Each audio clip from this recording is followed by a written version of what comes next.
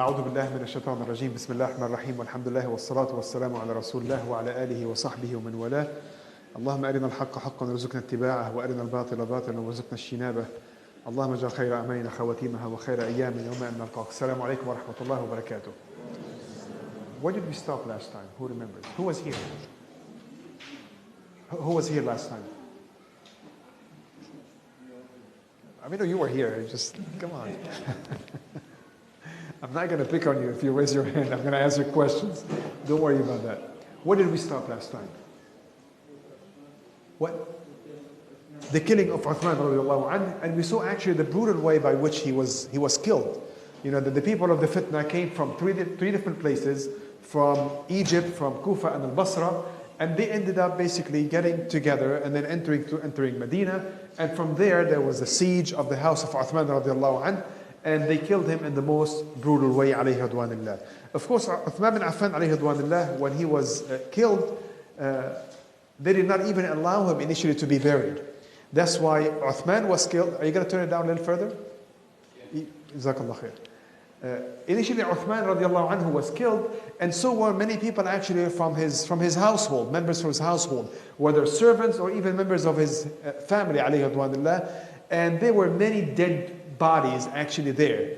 And initially they did not want to do anything with it. That's why Na'ila alayhi radwanillah, the wife of Uthman, she asked some of the people of the fitna that take these bodies away. And they insulted her, responding to her in the most aggressive and insulting way.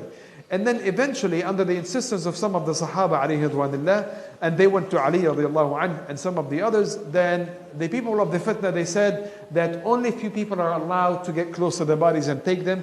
And they said each five people will take only one body. So they ended up taking taking Uthman radiallahu anhu and some of the others, and they buried them in the Baqi', in the cemetery of al-Baqi', which is next to the Haram today. But still there remain some bodies of some of the servants of in the house of Uthman that were not buried. And what ended up happening to them is that the people of the fitna dragged them basically into the streets of Medina, and they ended up being basically eaten by the wild dogs and some of the animals. So it was that bad of a situation. And now, of course, all of Medina is in the hands of the people of the fitna. Well, try to put yourself in that situation. Uthman bin Affan radiallahu anhu, what he did, was it the right thing? Or was it the wrong thing? It's a question to be asked, because it is easy to go back and judge based on what we saw happening. But the thing is that we don't know what could have happened if the other options actually were taken. First of all, Uthman bin Affan radiallahu anhu, what he did by being lenient with the people of the fitna was following the commands of the Prophet alayhi salatu wasalam. That's what the Prophet alayhi salatu wasalam, he said, إِنَّ الرَّفْقَ مَا كَانَ فِي شَيْءٍ إِلَّا زَانَهُ وَمَا نُزِعَ مِنْ شَيْءٍ إِلَّا شَانَهُ. That whenever patience is part of something, it would beautify it. And that's how the Prophet Muhammad alayhi salatu wasalam was. So you can say that Uthman bin Affan radiallahu anhu was patient with the people of the fitna. Maybe big problems happen. And then if he would have done otherwise, maybe bigger problems would have happened. That's why you could not, again, look back and say this should have happened or this should not have happened. Uthman bin Affan alayhi radwanillah, he understood from what they were asking that everything revolves around him as a person. That's what it appeared, at least at that time, that what they wanted is for him to be removed, to be isolated from the leadership of the Muslims. And he thought that if it was only limited to me, then I would sacrifice myself to prevent a bigger fitna from happening. That was his assessment of the situation. And maybe if something else would have happened, a bigger fitna would have happened as well. That's why Uthman bin Affan alayhi radwanillah did the right thing. And the Prophet Muhammad alayhi salatu wasalam, as we mentioned in the hadith last time, told him that you may wear a certain position or a shirt, as the Prophet alayhi salatu wasalam said, and if people force you to take it off, then do not. That was the command of the Prophet Muhammad alayhi salatu wasalam. Now, of course, and also put yourself in the situation of the wife of Uthman bin Affan, Na'ila radiallahu anha, how she basically put herself in front basically of the attack, trying to protect her dear husband and the Khalifa of the Prophet alayhi salatu wasalam, Amir al-Mu'mineen, Uthman bin Affan radiallahu anhu. Try to put yourself in the situation of Ali radiallahu anhu, the great hero of the Muslims, who was caught between who was pulled in two different directions. First, he wanted to defend Uthman bin Affan alayhi ridwanullah, but Uthman insisted on him not to raise a sword. And so the situation of Abdullah ibn Zubayr radiallahu anhu. That was the situation. So after the death of Uthman bin Affan radiallahu anhu, then it was a big mess, or a very dangerous situation. Now Al-Medina is in the hands of the people of the fitna. And the one who was leading actually the salat was Al-Ghafiqi ibn Harb, one of the people of the fitna. He was the one actually leading that. So it did not end with the killing of Uthman, but it actually kept on progressing even further and further. And then after the death, now the decision is who was to be his successor. And the people of the fitna were not actually agreeing on one name, did not agree on one name. So you had the people of Egypt, they wanted Ali radiallahu anhu. The people of Al-Kufa, they wanted Zubayr ibn al-Awwam radiallahu anhu. And the people of Al-Basra, they wanted Talha ibn Ubaidillah. And all three of them have refused. None of them wanted to be the leader actually in those situations. And the armies that were approaching, that were coming to Medina, have already arrived, and they were actually on the outskirts of Medina. So nothing is happening. Everything has stopped, waiting to see who was to become the leader of the Muslims, who was to become the new Amir al-Mu'mineen. So everything has stopped, and for 5 days, there was no leader. For 5 days, with all the attempts to find a successor of Uthman bin Affan radiallahu anhu, everybody actually was refusing. And the people of the fitna then started basically focusing on the people of Ashura. The 6 people, or the 7, including Abdullah ibn Umar, that were appointed by Umar ibn Khattab alayhi ridwanullah as the people of Ashura, the Shura Council, so to speak. Who were the 6 people? Who can remind us who the 6 people were? Who? Talha ibn Ubaidillah, Zubayr ibn al-Awwam, and those are still alive. Uthman ibn Affan radiallahu anhu, of course. Ali ibn Abi Talib, that's 4. Who? Abdurrahman ibn Auf, who already is dead. 2 more. Well, 1 and the advisor. Abdullah ibn Umar, who was the advisor, and who was the 6th one or the 7th one? Sa'd ibn Abi Waqqas, alayhi ridwanullah. So they offered it to Sa'd ibn Abi Waqqas, and Sa'd ibn Abi Waqqas refused absolutely. He would absolutely not be actually one of the leader of the Muslims in those situations. They offered it to Abdullah ibn Umar, and his refusal was even stronger. So the only options that were remaining were 3. Ali ibn Abi Talib, Talha ibn Ubaidillah, and Zubayr ibn al-Awwam. These are the only 3 that could possibly be the leaders of the Muslims that people actually would follow. So after these 5 days of vain attempts, then the people of the Shura, they declared to everybody that we give you 3 days, we give you 2 days. If after 2 days, then no leader is appointed, we will kill Talha, we will kill Zubayr, we will kill Ali, and we will kill many people. So that's why now the pressure is to choose a successor, to choose a leader. Then the Sahaba alayhim ridwanullah gathered, and they went to Ali ibn Abi Talib radiallahu anhu. Ali ibn Abi Talib alayhi ridwanullah, he said that if you appoint me as a leader, then you have to heed my advice. You have to obey me. Then whatever I decide, you would have to follow. Otherwise, I would be one of you, and whoever you choose as a leader, I will be the most obedient to that person. So the people of the fitna, when they heard that, they said, this is fine. This sounds great. However, there were 2 people, if they do not give bay'ah to Ali, then this bay'ah will have no value. And those were Talha and Zubayr. So if Talha and Zubayr do not endorse or give the bay'ah to Ali ibn Abi Talib radiallahu anhu, then all of that will not have any value. That's why Talha and Zubayr, they refused initially. They said that we will only give bay'ah to Ali if he first takes revenge from those that killed Uthman. And that was actually their purpose.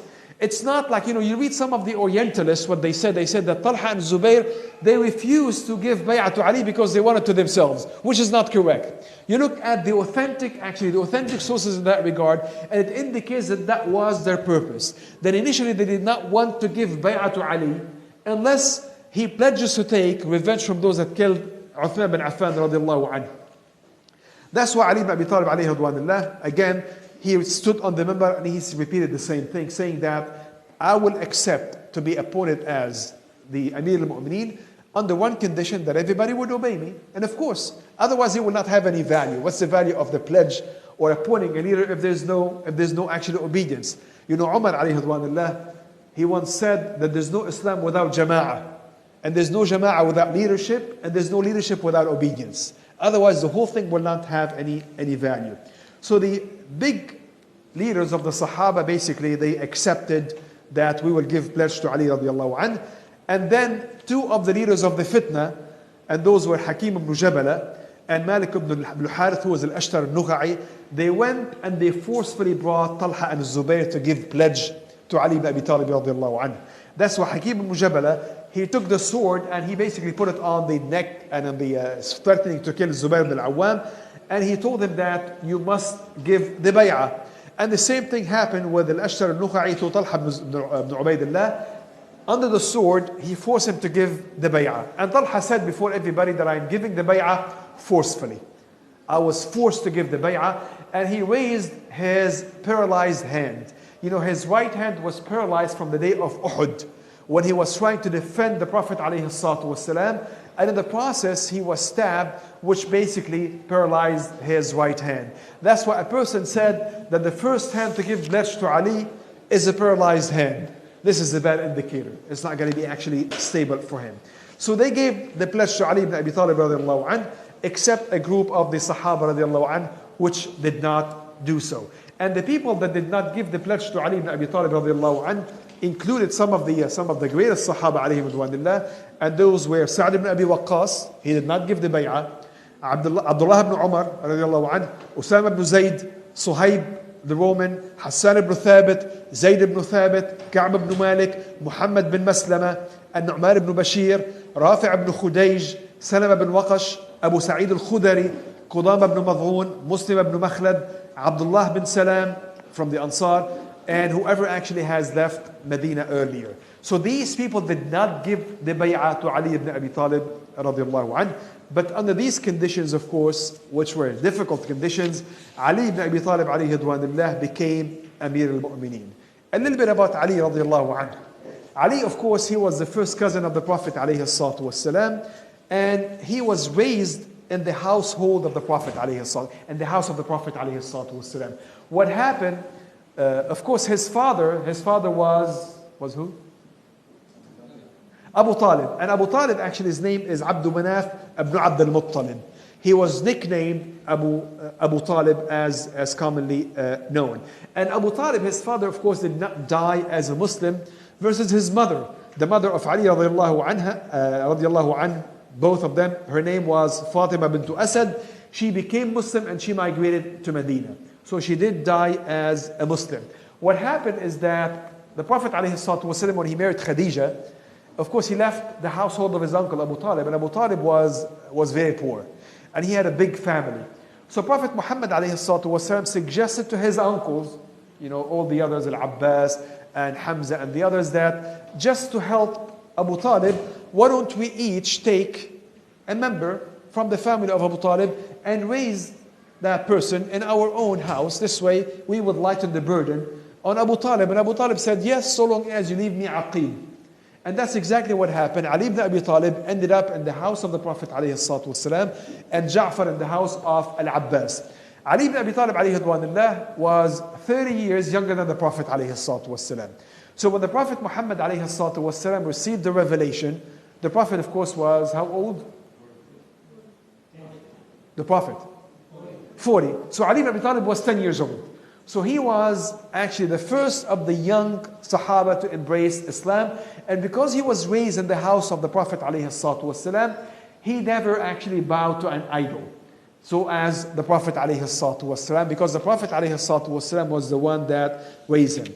So he became Muslim at the age of 10, alayhi. And of course he was known, you know, he was one of the greatest. He was one of the Ashra Mubashirin bil Jannah, by the way, one of the great 10, so to speak.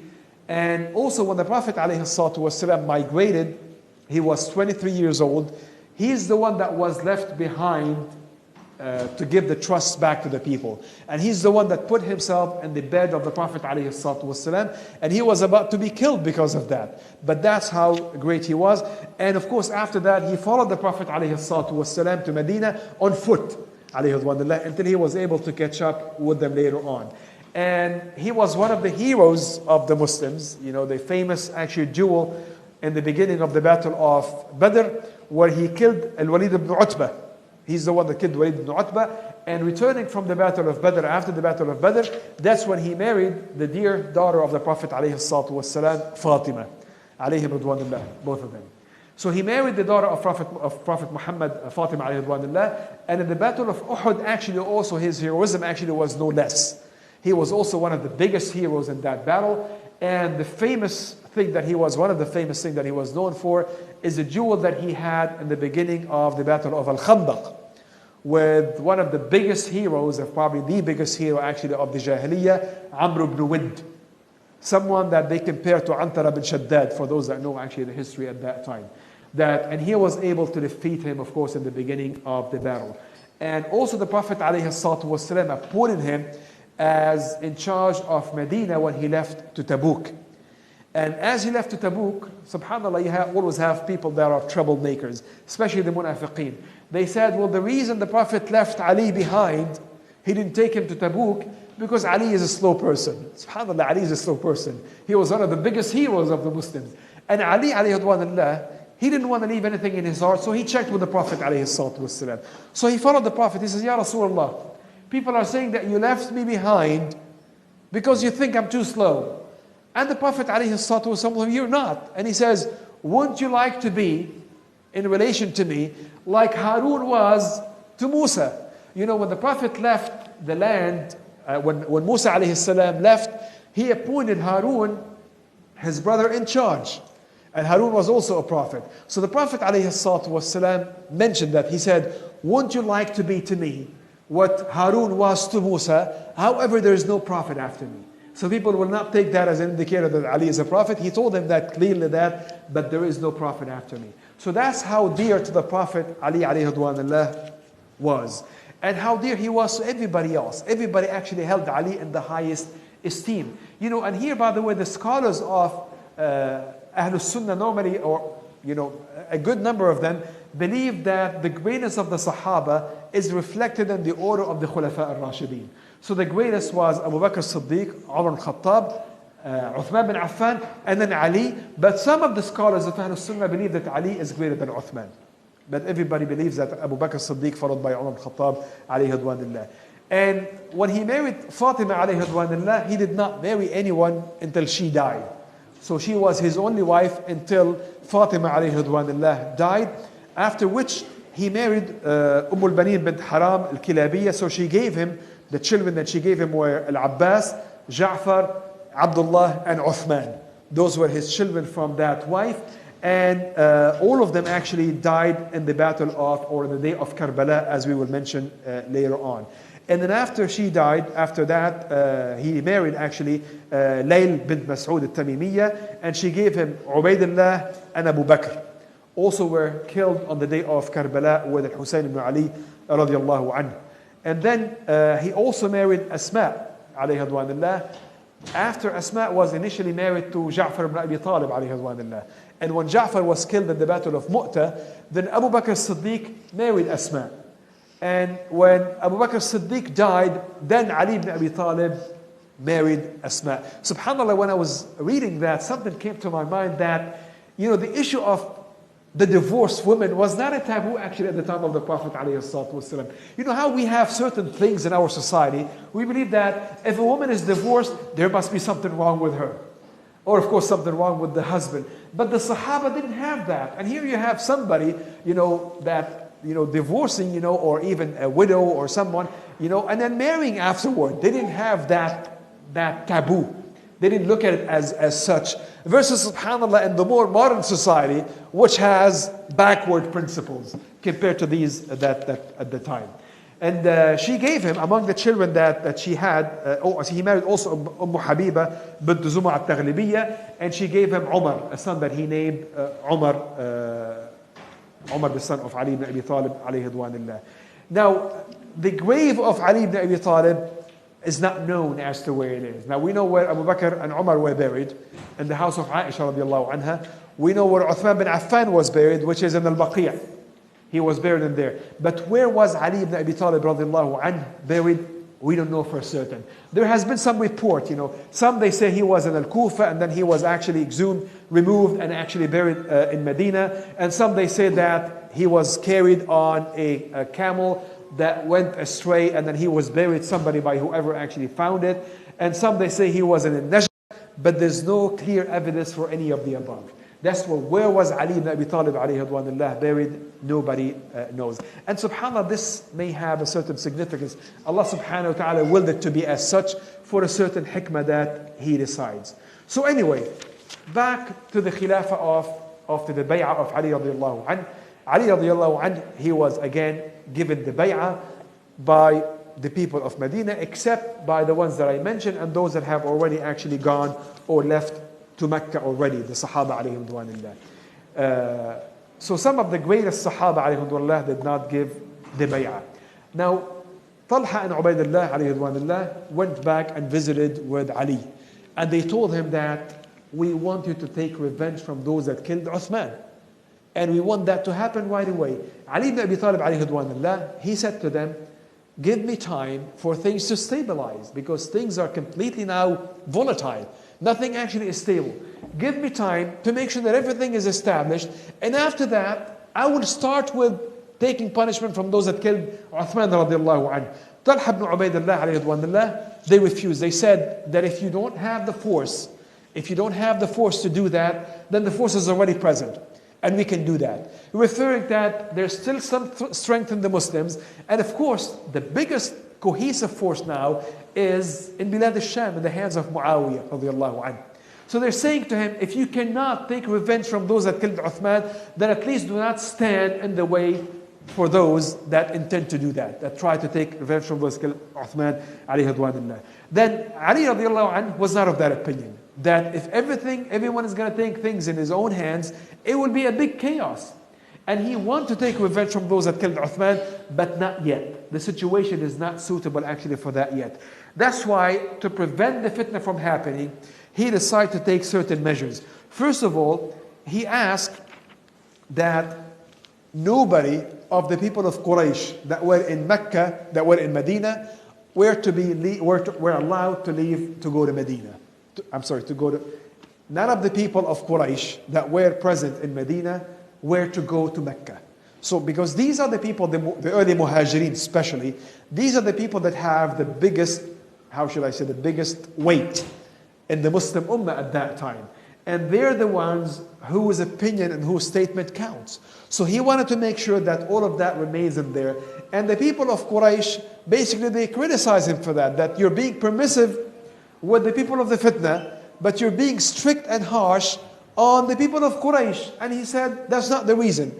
I want you to be with me because I need your help, I need your support, and I need your endorsement. So, and Ali ibn Abi Talib, his opinion was, again, is to make sure that everything is stable and everything is basically quiet before you can take revenge from those that killed Uthman. So he tried to ask the people of the fitna and all the big masses that came with the people of the fitna to leave. Remember we had about 2,000, 600 to 2,000 coming from each of Basra, Kufa, and Egypt. So that's a big number of people basically that are actually in Medina. So he stood before everybody and he told them that now everybody, that whatever you wanted to happen had happened already. So everybody now was to return to their own land. The different Bedouins will go to their own lands. The people of Basra, the people of Kufa, of Egypt, were to return to their own lands. And then true enough, some of them were about to leave. Then the leaders of the fitna, they insisted that none of you should leave. They knew that there was a plan. They knew that if they were to leave, they would be isolated. That's why they called upon their own followers that none of you was to leave. And true enough, none of them left. Then Ali ibn Abi Talib radiallahu anhu, then he talked to Talha and Zubayr. See? That's what I was talking about. That they are cohesive, they're still united. We're not, we're divided. If we attempt to take revenge from them at this point, then it will be our own decimation. It will be our own end. So the situation is not there yet for that. And Ali radiallahu anhu, in his attempt again to bring order back, he decided to change the different walis, the different leaders that he had in different regions. So he thought that different leaders that were in different regions were to be loyal to him, and he will take the bay'ah, the pledge from them, then everything will be in control, especially now that some of those walis were from Bani Umayyah, from the Umayyads, related to Uthman bin Affan radiallahu anhu, and of course, and everything now is boiling in an attempt to seek revenge for what happened. So he thought, if I were to leave them in this stage, at that state, then a big chaos would happen. So he decided to start removing them from the leadership and appointing somebody else. Abdullah ibn Abbas radiallahu anhu suggested something to him. He said, if you try to change them at this time, this will only fuel the fitna. But what you can do, leave them where they are, take the bay'ah from them, and once they give you the bay'ah, the pledge, and then you can remove them and change them. Ali ibn Abi Talib thought that no. I mean, what's the value of being Amir al-Mu'mineen if I cannot change my deputies? And this is one of the, according to some of the historians, one of the mistakes of Ali ibn Abi Talib radiallahu anhu, by not heeding the advice of Abdullah ibn Abbas radiallahu anhu. So anyway, he started sending the deputies or the different leaders to different places. So he sent to Yemen Ubaidullah bin Abbas, which was his own cousin, alayhi radwanillah. And the leader of Yemen at that time was Ya'la ibn Umayyah, from the tribe of the Umayyads. This Ya'la, he did not want to cause any problems, so what he did, he decided to leave. He left, but he took with him all the money that he has amassed during the Khilafah of Uthman bin Affan radiallahu anhu, and he kept the money with him until eventually the coalition, so to speak, or the army of Aisha was formed in Mecca. Then he gave them all of that money. But at least Yemen now is stable. So Ya'la ibn Umayyah became, Ubaidullah ibn Abbas became the leader of Yemen, and they gave the pledge to Ali ibn Abi Talib. So Yemen is safe and stable. Then Ali sent Khalid ibn al-As al-Makhzumi to Mecca as a wali. They refused him, they rejected him. And then he sent Quthum ibn al-Abbas, who was also his cousin, and they accepted him. Because of probably his lineage and who he was related to. But they did not accept him. It was not a solid bay'ah. So at least Mecca partially is marginalized in that regard. So it's not basically a source of problem yet anymore. And then he sent Muhammad ibn Hudayfa to Egypt, and the wali of Egypt at that time was Abdullah ibn Sa'd ibn Abi Sarh. Abdullah ibn Sa'd ibn Sarh, he resigned, and Muhammad ibn Hudayfa, when he arrived to Egypt, he was killed.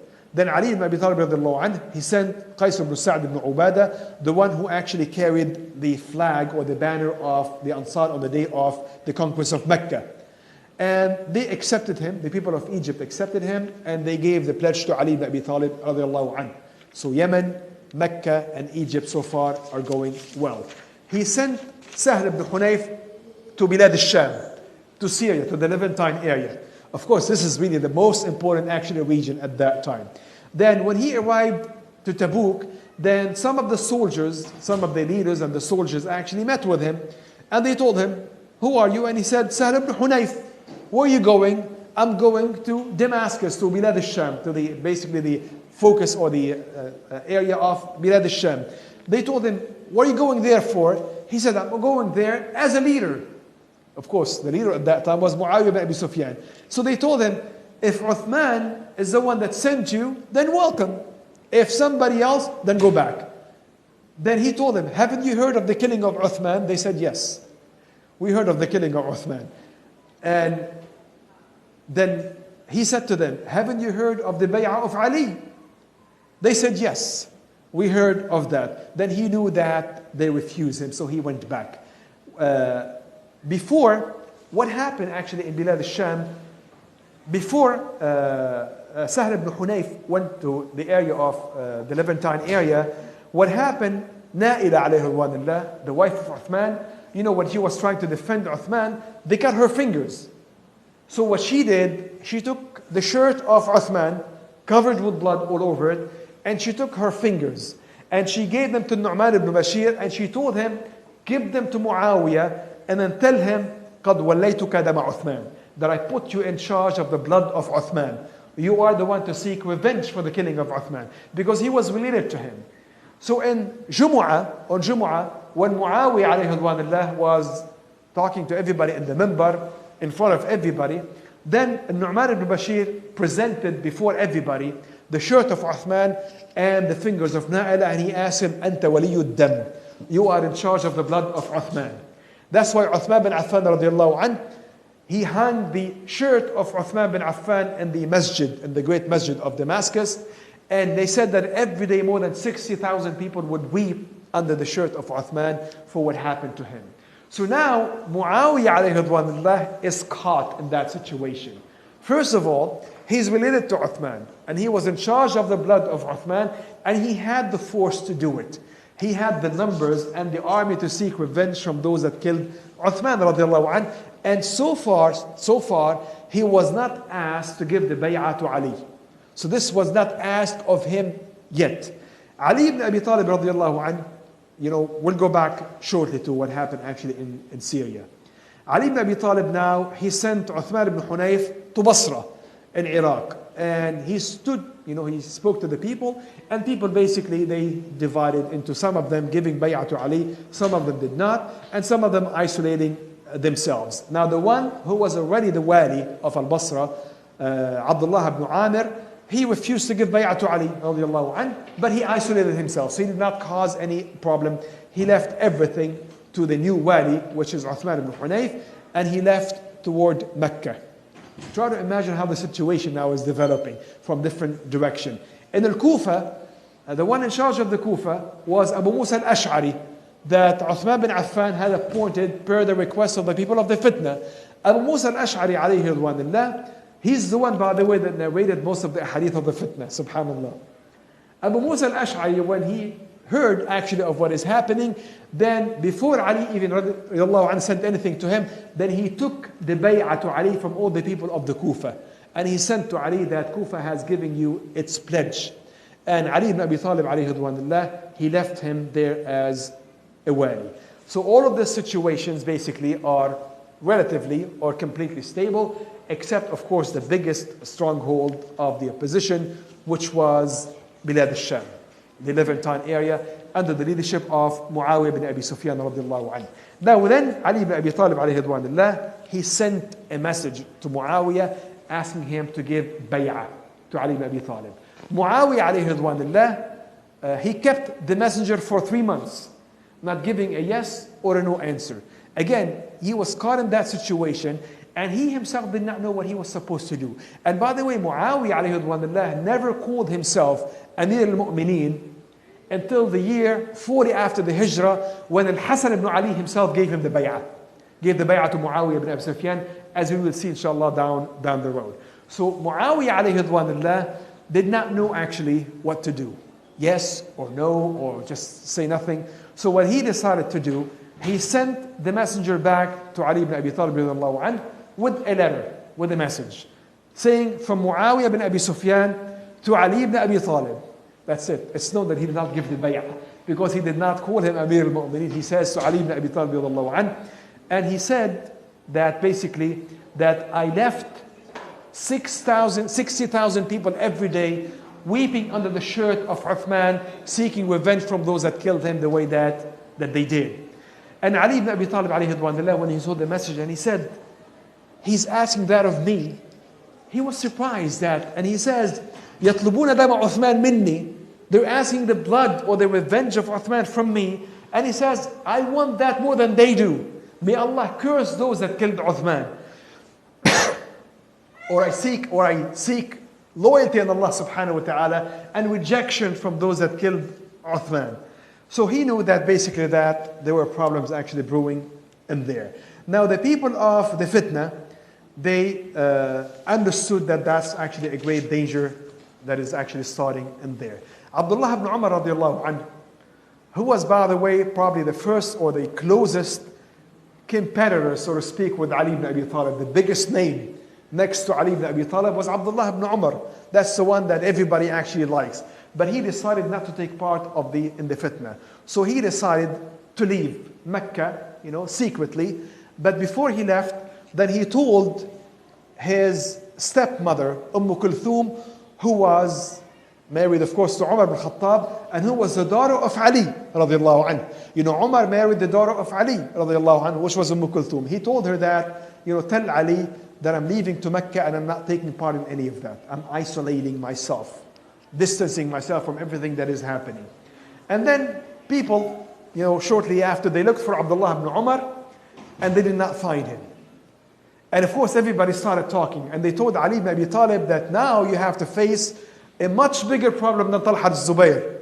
You're going to face a much bigger problem than Talha and Zubayr. You're going to face Abdullah ibn Umar himself. And people thought that Abdullah ibn Umar is going to the Levantine area, to Bilad al-Sham, to seek bay'ah himself. And if he does that, then there will be two Amir al-Mu'mineen. The stronger of the two will be Abdullah ibn Umar, not Ali ibn Abi Talib. Because everything actually is stable in there. And Ali ibn Abi Talib, he was concerned about that this will divide the ummah even further and deeper. So he formed a certain battalion and he asked for them to go look for Abdullah ibn Umar. And then Kulthum, the daughter of Ali, she went to her father Ali and she told him, there's nothing to worry about. Abdullah ibn Umar had told me the following, that he's distancing himself from the whole fitna and he's just going there to be away from everything else. And Ali radiallahu anh, he said that he is most trustworthy in my eyes. He trusted that. So he left that everything. Aisha alayhi radwanillah had already, if you remember, had already actually left to Mecca, especially after the incidents of what was happening, Habiba was, what happening during the siege. So Aisha alayhi radwanillah, basically, she left Medina and every day she was waiting for the news from Medina until, of course, she heard of what happened to Uthman bin Affan radiallahu anh. And then at that time she decided to stand and to speak to the Muslims. And of course everybody would listen to Aisha radiallahu anha. That's why she stood in Hijr Ismail next to the Kaaba and they covered that place, because she was the wife of the Prophet and she was covered completely. And she started addressing the people and she used to have a very loud voice. So everybody heard that. So she started by praising Allah subhanahu wa ta'ala and calling salat on the Prophet Muhammad alayhi salatu wasalam. And she said to everybody that, basically the gist of her khutbah, that the most mean people have gathered against the leader of the Muslims. He gave them what they asked for, but still they shed a sacred blood in a sacred place and they stole the sacred money in a sacred month. And she called everybody that we have to seek revenge from those that killed Uthman radiallahu anhu. And people started basically joining that force. So she called for a force that would seek revenge from those that killed Uthman radiallahu anhu. And an army of 1,000 people was formed. The leader of the army was Talha and Zubayr. And the motivator of that army was Aisha radiallahu anha herself. And she called everybody now to move. And the Wali of Yemen that had actually kept the money, Ya'la ibn Umayyah, gave them all the money that he had collected, which was 600 camels and 60,000 dirham. And 1,000 people, 1,000 soldiers were ready now to go fight, seeking revenge from those that killed Uthman. And they started thinking, where should they move to? Where should they start with? They said that Medina they cannot because everything is in the hands of Ali, and Ali would not allow that. They said Bilad al-Sham, there's nothing to do in there because Muawiyah basically has satisfied whatever you need. That's why the decision was to go to Al-Basra. And they started marching toward Al-Basra, especially that many of the people of the fitna have already returned to Al-Basra. So they thought that that's where they are and that's where they will start. And as they were marching, then the army kept on growing larger and larger until it was 3,000 shortly afterward. And going with them was Hafsa alayhi radwanillah. So there was Aisha alayhi radwanillah and Hafsa. Who was Hafsa? Hafsa was the daughter of Umar, and also she was married to the Prophet alayhi salatu wasalam. She was Ummul Mu'mineen. So as she was leaving, then her brother Abdullah ibn Umar, who was her wali at that time, he called her to come back. And initially she didn't want to until he insisted on her to go back. And then she listened to him and she went back. That's why she did not go with the army of Aisha radiallahu anha. May Allah be pleased with all of them. So the army kept on marching. Then Ali ibn Abi Talib alayhi radwanillah, when he heard that, initially he thought that, well, let's leave them. and they won't be able to do much. But then after thinking about it, he decided that this cannot go like that. Then they have to be brought back by force. They have to be brought back by force. And initially he formed actually an army that tried to catch up with them. So now we have three armies. We have the army of Muawiyah, which was still actually in there in the Levantine area. We have the army of Aisha, and we have the army of Ali, radiallahu anhum ajma'in. And Ali ibn Abi Talib alayhi ridwanullah, when he was talking to Al-Hasan, his son, then Al-Hasan told him that I asked you to do something, but you did not listen to me. He said that I asked you to do something really important and you didn't listen to me, and you will be killed in vain eventually because of what you did. That's what Al-Hasan actually told him. So Ali ibn Abi Talib alayhi ridwanullah got upset, and he said, that in a way you keep on complaining. What is it that you asked me to do and I did not do? And then Al-Hasan told him, I asked you on the day where Uthman was being attacked to go out of Medina, to leave Medina, so when he dies, you will not be there. And you didn't listen to me. And I asked you the day that he was killed is not to take any pledge from the people of Medina until the rest of the Muslims come and give you a pledge. And I asked you when Talha and Zubayr have left to stay doing nothing and to see whatever they do, but you didn't listen to me either. So you're still actually going after them. And Ali ibn Abi Talib alayhi ridwanullah told him that when you asked me to leave Medina, I couldn't have done it. Because just like Uthman bin Affan was forced to remain in there, so were we all. So just like Uthman bin Affan could not do anything, also Ali could not do anything. And he said, the second thing that to tell you that you should not have taken the bay'ah from the people of Medina. And he said to him that everybody follows the people of Medina. So if the people of Medina give the bay'ah, everybody else actually would follow. And when you said to me that leave Talha and Zubayr, I couldn't do that. If I were to leave everyone to do whatever they wish, then what's the value of the leadership? What is the value of this khilafah? But subhanallah, you listen to one side, you think that they're right. You listen to the other side, you think that they are right. And that's what it is about the fitna. I think this is the important thing to keep in mind, is that everybody, both sides, or the three sides, if you include Muawiyah as well, everybody was seeking something good. But some of them followed the right approach, some of them followed the wrong approach. But with all of that, everybody was still seeking a noble goal. Ali ibn Abi Talib alayhi ridwanullah, he was protecting the khilafah, he was protecting the leadership, and he was trying to avoid bigger problems from happening. Aisha alayhi ridwanullah, Talha and Zubayr, and then later on Muawiyah, were seeking revenge from those that killed Uthman. And to their thinking that Ali cannot do it, because the force is not in his hands, and things are not stable in his hand, that's why we have to do it. Uthman bin Affan radiallahu anhu was not an average person, was not a normal person. He was the very leader of the Muslims. Not only that, but also he was a great Sahabi alayhi ridwanullah, and that was their approach. So subhanallah, what happened later on when the two armies actually meet in Al-Basra, we will discuss that inshallah next time. Walhamdulillahi Rabbil Alameen. When you have an ijtihad, the question is, that's a good question, and I think we mentioned it before, that according to the scholars of even Ahlul Sunnah wal Jama'ah, which one was the closest to the truth? Which one was right and which one was wrong? First of all, like I said, it's really important to keep in mind is that we're not talking about good people versus bad people, or good people fighting bad people. But as the Prophet himself said, that تَلْتَقِي فِئَتَانِ دَعْوَاهُمَا وَاحِدَةً, that their message or their goal is one. So both of them are great, but one of them hit the truth, one of them missed it. That's why, according to the scholars of Ahl Sunnah and Al-Jama'ah, the one who was right was Ali ibn Abi Talib radiallahu anhu. And that's what Abdullah ibn Umar, who did not take part in the fitna, said. He said, even though at that time he couldn't tell. Because when you are in the fitna, you can't tell the truth from the falsehood. But when you look back, it is easy to pass a judgment looking back. Abdullah ibn Umar, he said, I never regretted anything in my life as much as I did not regret siding with Ali, because he was of the truth. So that's really what we believe in. But again, we believe Ali was of the truth, but we don't believe the others are evil people. And I think that's really important to keep in mind. Because they were also seeking something good, but they saw it in the wrong way. Jazakallah khair. That's a very good question. The question is, when we talk about the Sahaba alayhim ridwanullah, we think that really those great people, ideal people.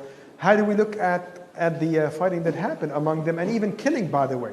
You have a battle that is upcoming, the Battle of Al-Jamal, where you have basically heroes of the Muslims on both sides. And the same thing with the battle of that happened with Muawiyah alayhi ridwanullah. Wallahi, I think if it's a fitna, you can tell the truth from the falsehood. But the important thing is that the Sahaba alayhi ridwanullah were not infallible. And in the absence of the revelation, they can make mistake. They can make mistake, and they did. They did. That's why. And here the fact that this had happened does not diminish their greatness alayhim ridwanullah. But subhanAllah, it's a fitna. That's really what happened. And in the absence of the revelation, people can make mistake. In the absence of the revelation, Prophet Muhammad alayhi salatu wasalam is a normal human being. That's why if you remember the story of the ifk, the false accusation of Aisha alayhi ridwanullah. Aisha was accused falsely, and the revelation stopped. So it was not revealed. The innocence of Aisha was not revealed until days later on in the beginning of Surah An-Nur. And the Prophet ﷺ was confused at that time. So in the absence of the revelation, the Prophet Muhammad ﷺ was a human being. So you can talk the same thing about the Sahaba. If that's the Prophet ﷺ, then the Sahaba. That's the way it happened. And here, by the way, one thing that the hadith that sometimes is repeated, that al-qatil wal-maqtul fi an-nar, or hadith of the Prophet ﷺ, where he said, "Sibab al-Muslim fusuq wa qitaluhu kufr." He said that insulting a Muslim is a transgression, is a sin, and fighting him is a kufr. Does that mean that when Muslims fight with one another, then they are kuffar? See, if all we have about the matter is this hadith, then the answer is yes. If all we have about this matter is this hadith, but however, there's a verse that clarifies that, which is a verse in Surah Al-Hujurat, where Allah subhanahu wa ta'ala says, وَإِن طَائِفَتَانِ مِنَ الْمُؤْمِنِينَ اقْتَتَلُوا فَأَصْلِحُوا بَيْنَهُمَا فَإِن بَغَتْ إِحْدَاهُمَا عَلَى الْأُخْرَى فَقَاتِلُوا الَّتِي تَبْغِي حَتَّى تَفِيءَ إِلَى أَمْرِ اللَّهِ, to the end of the verse. Allah says, if two groups of Muslims of believers fight with one another, then you reconcile among them. So here, despite the fact that they're fighting with one another, Allah still called them طَائِفَتَانِ مِنَ الْمُؤْمِنِينَ, two groups of the believers. Then what about the kufr, the hadith that says, this is really what the scholar said, like Ibn Taymiyyah, this is kufrun duna kufr.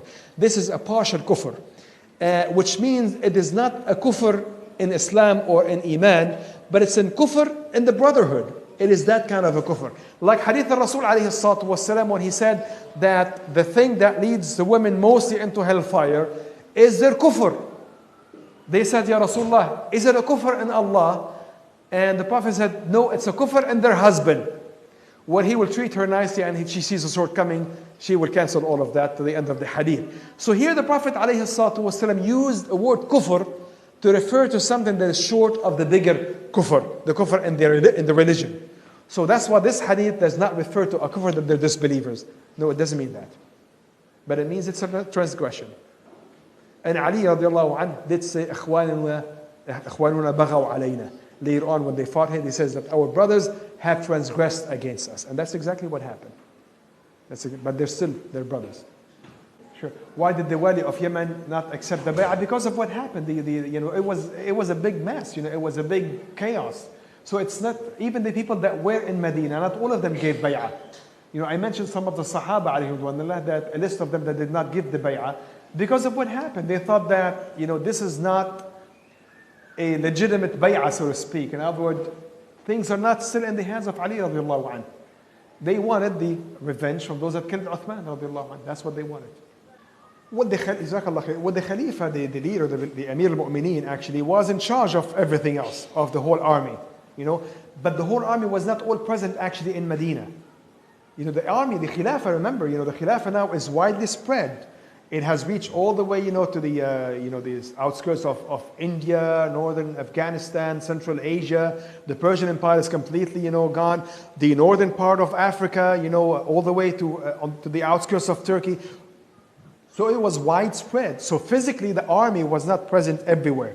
And you still had wulat, what's called like walis, leaders or localized leaders, and each leader has to have his own force that is there.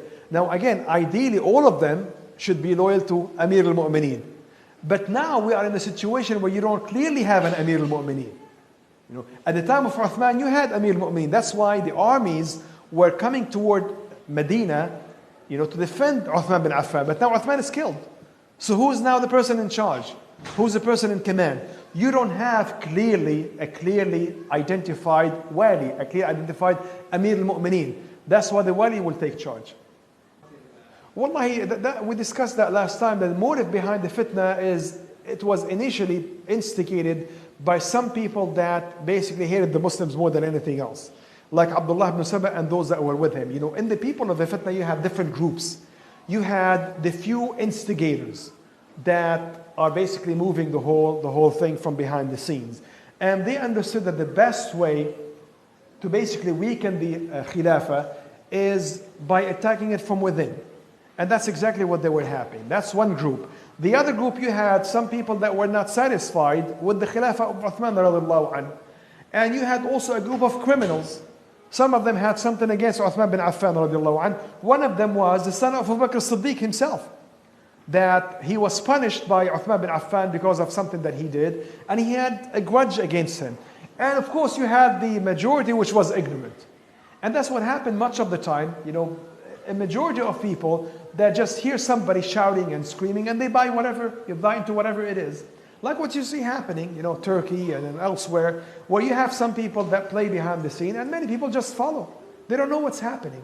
They don't think clearly as to what could be actually behind these motives. The same thing happened all the time, over and over again. Egypt.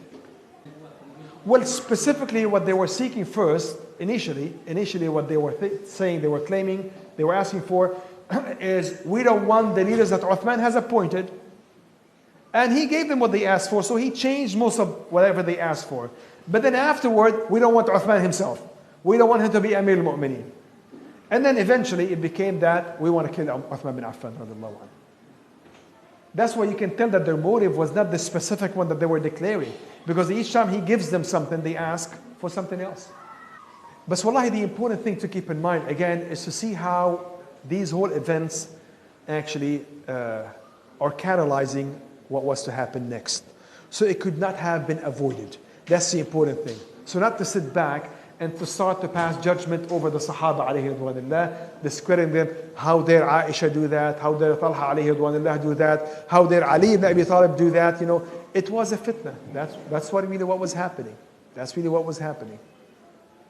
And that's the Prophet ﷺ said that some people basically seek the truth and they miss. Some people seek the truth and they hit. They make it. And it's not the same. It's not the same, but initially actually all of them are seeking the truth. That's why Ali radiallahu anhu, I think it's a statement attributed to Ali radiallahu anhu, he said that the one who seeks the truth and ends up doing the wrong is not like the one who seeks the wrong itself. It's not the same. Even if they both end up doing the same thing, but it's not the same. One of them is seeking the truth, but they ended up missing actually. That's what happened. That's what happened with the fitna. Well, some of it can be legitimate. Some of it can be legitimate. In other words, seeking revenge from someone that did something wrong. But of course, it should be done by the authorities.